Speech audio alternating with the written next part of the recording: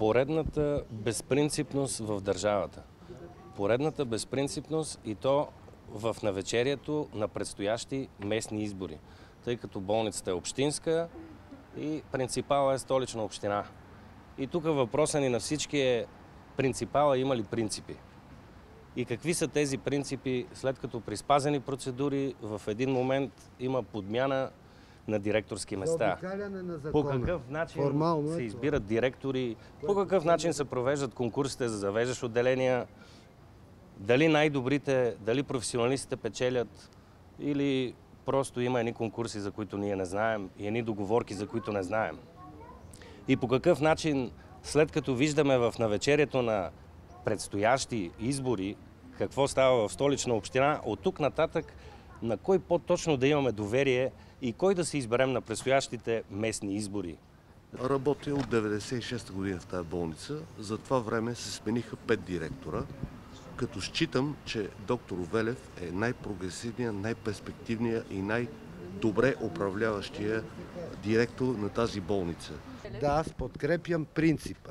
Подкрепям да се спази резултата от конкурса, да бъде уважен.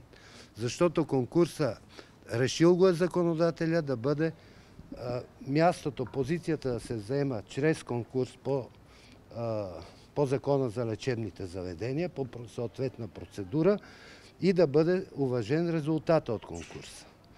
Да няма заобикаляне на закона, защото от двете действия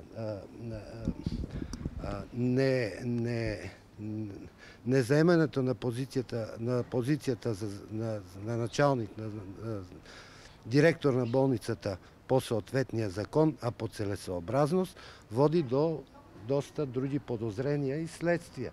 Аз работя почти 9 години тук. За 9 години съм я виждала 4 пъти.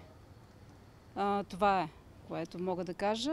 И аз искам да кажа, че призовавам доктор Койчев, вчера го призовах, но не се излъчи на дебат, тук да дойде при нас, а не да се крие в студиото на БНТ. И доктор Велев да отговаря от стълбищите, да дойде и да разговаря с нас, служителите на болница, защото той си позволи от наше име да каже, че ние сме